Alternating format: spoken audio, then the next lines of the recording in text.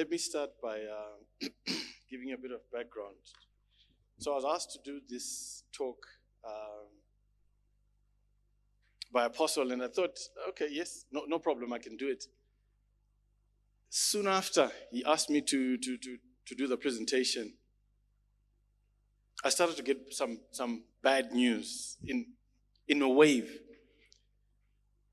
It started by some things that happened at work, and what was happening at work was not in line with the word that we're currently in the season that we're currently in, which is 100-fold. And it got me thinking, and my mind for the last couple of days has been in overdrive. And this is coupled with what is happening around me. And if you look at what people are doing at work, and even outside, when you listen to the news and you hear what's going on, I mean, what's making headlines now? The war in Ukraine, prices going up, inflation, all those things. And it brought me back to one of my professional interests. I don't know if people are aware that my professional interest is in an area called implementation science. Now, in implementation science, we look at why is it that you do not do what you're supposed to do. Okay? This you may relate to because you are in a house of worship, you're in a church. So as Christians, you know what you're supposed to do. Thou shalt not lie, thou shalt not, isn't it? But what do we do? Oh, okay. So right there, see? So it's an area which leads me down to two things. It's an area where you get into psychology. Some of you may wonder why me and Apostle get along is because of that shared interest, that, how people think and why we think the way we do and how we do things.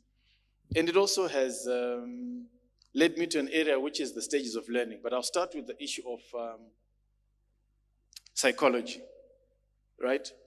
So I give my story so that I want to find out from you, in times of stress, when you're under pressure, what is it that you do?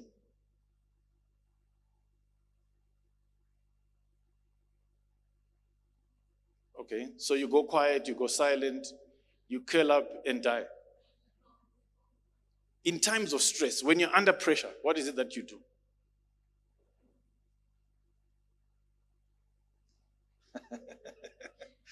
This is going to be a very quiet seminar, isn't it? What do you do when you're under pressure? Anyone? Yes? You eat. So why do I not believe you? Look at what he looks like. He doesn't eat when he's under pressure. Okay, maybe, okay, yes? You what? You cry. Okay, yes. There's lots of crying, yes? You have an anxiety attack. Yeah. I can relate to that one. What else do you do? Yes? You listen to music. I want to be like you.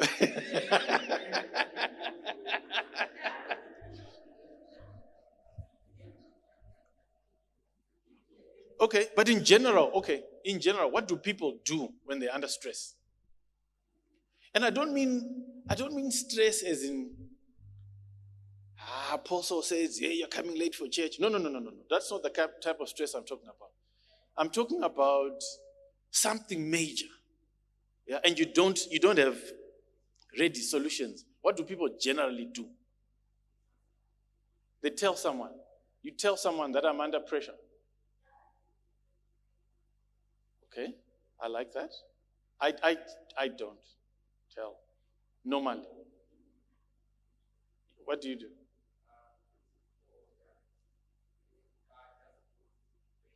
Depression. Keep it. I can relate to that too. But in general, we feed off negativity as people, isn't it? The expressions, "Mawani, pressure." Incidentally, do you know the opposite of Mawan? Is there anything in our language that is opposite of Mawan? Fire. Oh, okay. Yes. What about Jaka Presa, Fire? Ko Mawan? Machi? So I'm looking for another expression. So Fire covers everything. Zurkuita and Zurkuita. Pastor D is showing her age, and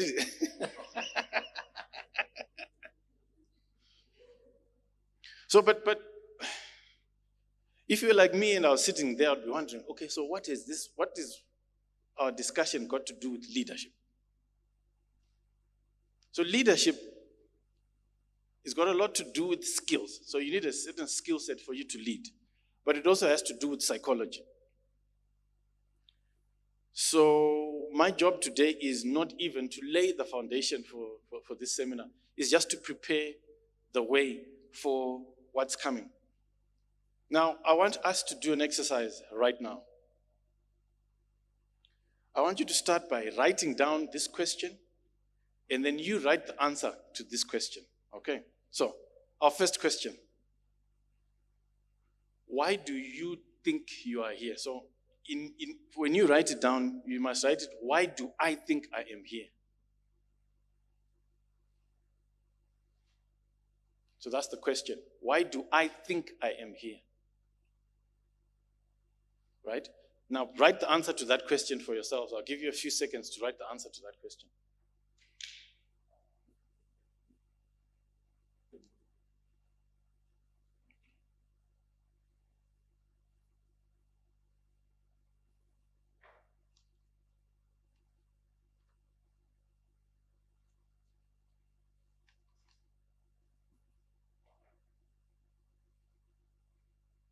Done?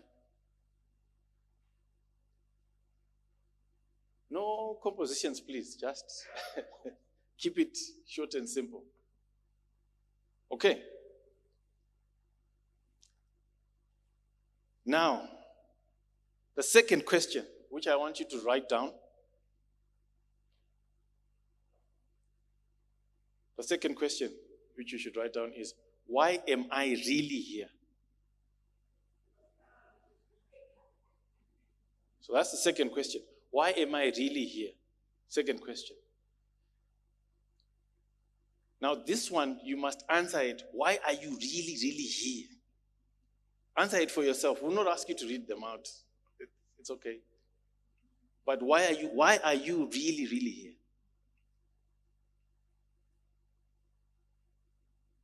You know, from where I'm sitting, that one had a shorter response than the previous one. I wonder why. Okay, so we've done 2 questions. We've got 2 sets of responses. Yes? Yes, everyone? Right. The final question, which you will answer at the end of the seminar. Why am I here? The final question, why am I here? And this one will only be answered at the end of the seminar.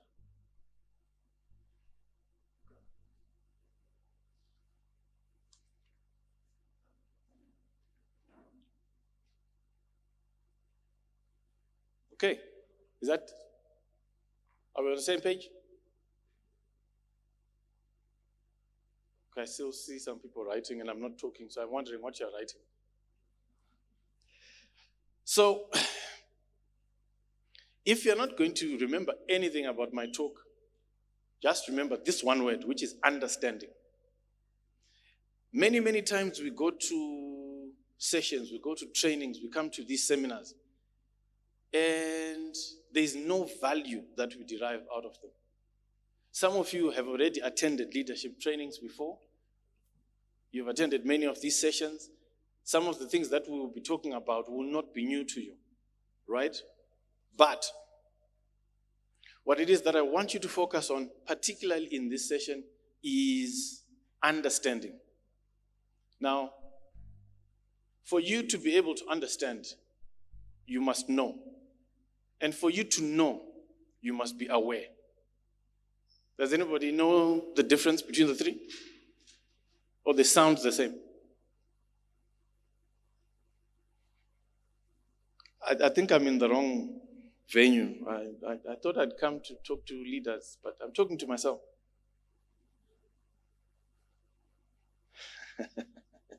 So, when you are aware of something, it means it has registered within your senses. Yes? So, for example, all of you are looking at me right now. Yes? You're all looking towards the front, right? But you are aware that there are people behind you. Right? You've registered that, right? Okay? So now that you are aware that there are people behind you, when you turn to look, now you know who exactly is behind you. So awareness is lower than knowledge. So you may you may be aware, but you may not know. Right? Okay. A lot of us function in the realm of knowledge. We know. We know a lot. We even say we're living in the information age. Do we not say that? Yeah? We know. The real problem is, do you understand what it is that you say you know? Now, the reason I want us to focus on understanding is because it speaks to a subject which is close to me and which I've previously shared in other leadership meetings, okay? Which is about competence, right? If you remember last year, I spoke about unconscious incompetence. How many of you remember that? You remember that, right? Urimurima, you don't know that you don't know, right? At that stage, you're not even aware. Yeah? Okay? Now, everybody in here is no longer at that stage. So we can say, if you're in Wisdom City, you are not at the stage where you say, I don't know that I don't know. You are most likely to be at one of the other stages, which is, so the next stage from that is, now you know that you don't know. Okay? You now know that you don't know. And that's a stage where you don't have to take any action. There's no effort on your part. That's that awareness that I'm talking about. You just become aware that, oh my God, I don't know. In other words, ndakasar. Okay. Then we move on to the next stage now. Now this one requires effort. You must make a decision and you must do something about it, because if you want to move from that stage, you now move on to the next stage where you now know that you know. Yeah? So you know that you know. You now are in a stage of conscious competence. Right? Then the stage that we all want you to get to is, okay, let me give an example. If we were to give Pastor D the mic right now and ask her to talk about Proverbs 31, the Proverbs 31 woman, how long do you think Pastor D will talk for? Estimate. 2 hours? 3 hours? 2 days.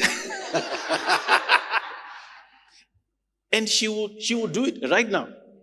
No notes, nothing, right? Because she's now at the stage where we want you all to be unconsciously competent. She doesn't even have to think about it. Yeah? Just give her the mic and go. Okay. So, why do I continue to hammer this point? We are in Wisdom City Ministries International Church. We are in a leadership seminar, so we must understand who we are, what we are doing, and why we are here. So we'll start from the beginning. We'll start basics, right? We always read this out. Every Sunday it is projected that it is our destiny. Should I switch off and then you can repeat?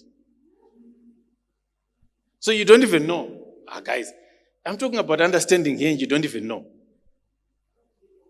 Now I can switch it off. I'm dealing with some very clever people, isn't it?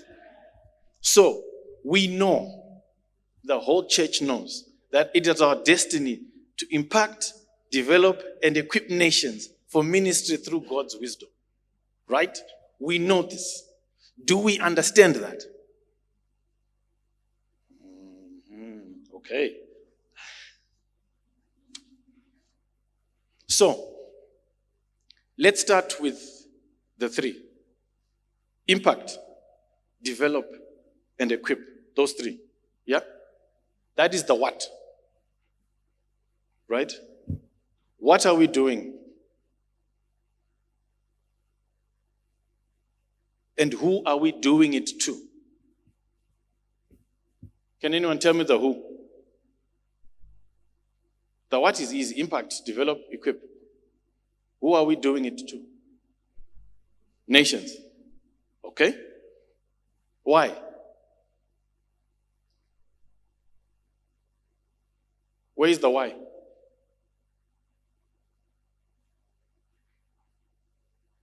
And the Bible says you have eyes, but you cannot see. It's right there. This is not a trick, it's there. I'm not asking, it's there. You see it every Sunday, 52 times a year at least. No, you have jumped the gun. We are still on our destiny. Why? Sorry, where is the why? For ministry, okay? How? Where is the how? So those words, how many are there? 2, 4, 6, 8, 10, 11 words contain the what, the who, the why, the how. Did you know that? And then if I copy someone, I'm preaching real good. So this is the level that we want to get to, where you just don't know that, but you understand it. Because that, our destiny as a church, is the what, it is the who, it is the why, it is the how. So that's our destiny as a church. And as leaders, this is what it is that you are buying into. This is the vision that you are buying into. And today I'm saying that whatever you are listening and absorbing, it is for you to move from just knowing, but for you to understand. Because in understanding, there's an aspect of you want to use what you are learning to then apply it. There's an application component to it. And the reason why I'm pushing this issue of understand what it is that we're doing today is because of our cause, which is we offer training. Okay? Training. Why are we offering the training? By now you should know. You should be able to break this statement down now. Why are we offering this training? Sorry?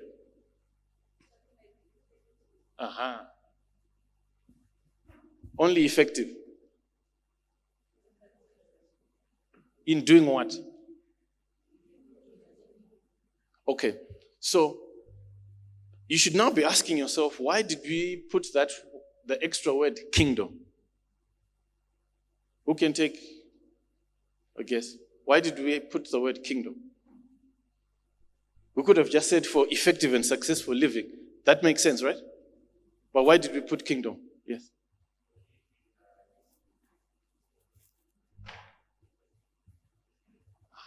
Okay. So in that sentence, we have then made a stake. We've made a stake as a church. That there's a way that we will live, and this is our source. Isn't it?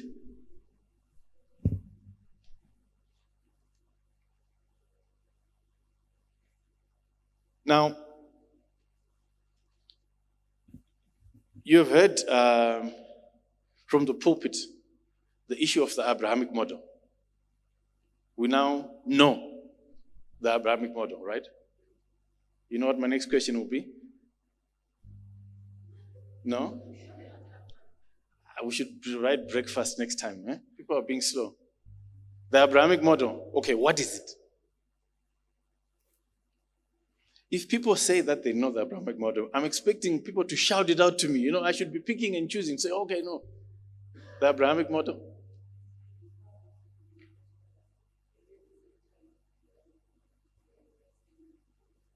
Okay. So I for a long time, I thought that was the Abrahamic model. I thought that was the Abrahamic model. And it's part of it, definitely. But I actually think that what we say every Sunday, we don't realize it. We are repeating the Abrahamic model in our calling. Okay?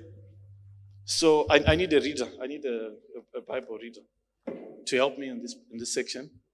Any volunteers?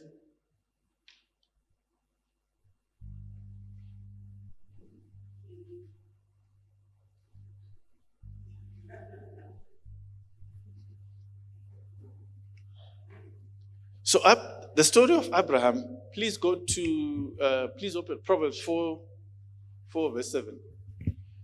The story of Abraham is in Genesis. And I would advise you all to reread or to relook at the story of Abraham for you to really get to a thorough understanding of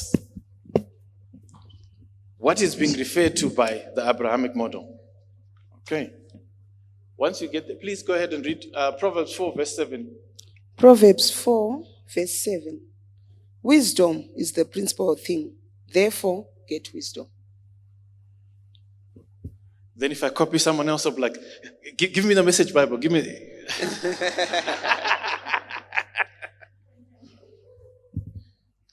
Other versions of that same verse say, in all you're getting, get understanding. So, was Abraham wise? Why do you say he was wise?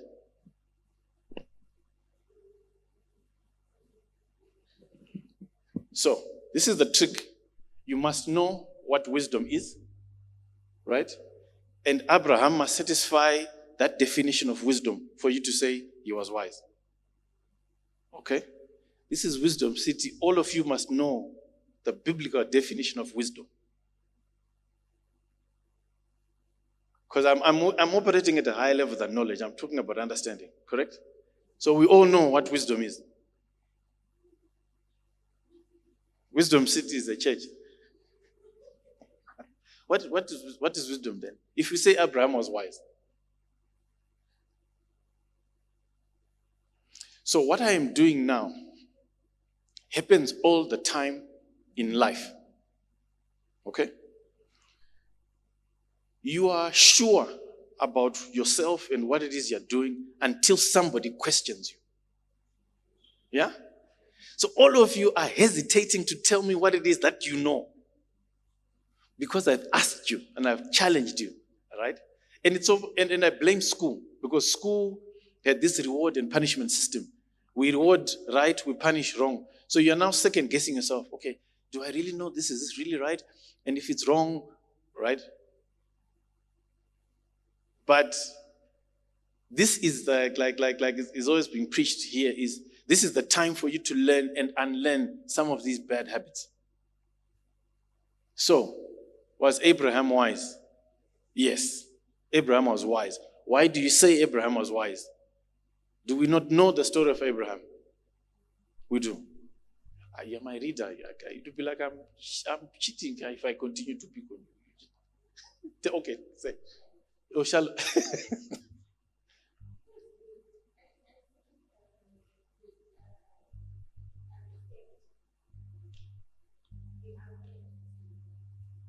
okay.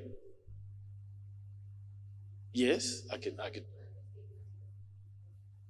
I don't know. Did Abraham understand? Leave the land of your father and go to a land that I'll show you. Do you think he understood what was happening? He just obeyed, isn't it? He just obeyed in faith. That's why we call him the father of faith. Yes?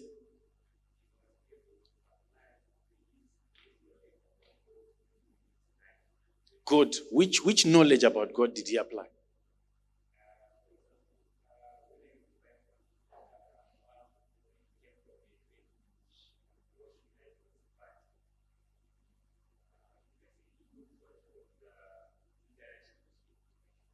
So he knew God, he feared God. And in the Bible it says the beginning of wisdom is what? Okay. Then we move on to our second one, which shows that we're in the Abrahamic model in our calling, which is faith. Do we even need to discuss that? Can you discuss faith without mentioning Abraham? Okay. So I can leave that one. I can skip that. But please, can you go to Hebrews 11, verse 6?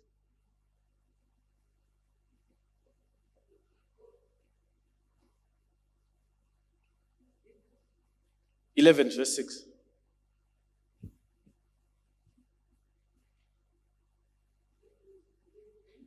Verse 6.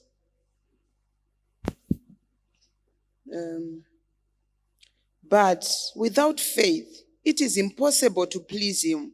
For he who comes to God must believe that he is, and that he is a rewarder of those who diligently seek him.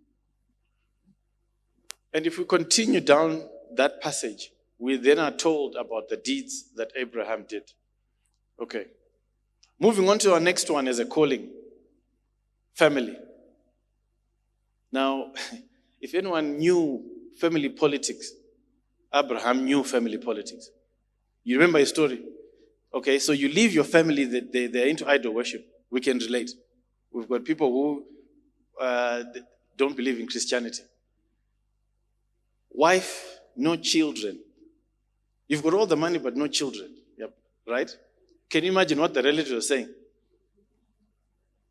And then the wife, and the interesting thing is you go through the story, Sarah I think she was one of the most beautiful women in the world, because even in the 70s, the husband was afraid he would die.